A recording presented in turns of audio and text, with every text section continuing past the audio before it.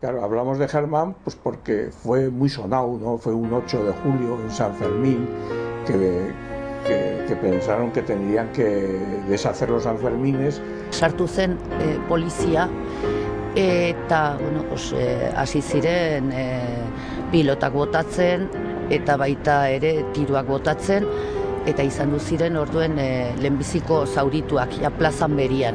El objetivo central de la agresión perpetrada en los Sanfermines del 78 fue meter miedo.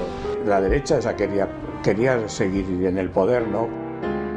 Germán erail zuten egun hortatik bertatik hasi zela hilarriaren historia. Los monumentos de arte público que solemos encontrar en las ciudades ha decidido ponerlos, digamos que las autoridades, las instituciones. Y luego hay otro tipo de monumentos más populares, más espontáneos que pone la gente, que pone el pueblo.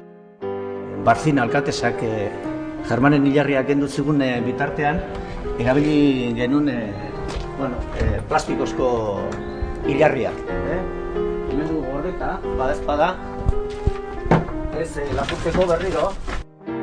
No es solamente la muerte de Germán, ¿no? Sino que es mucho más.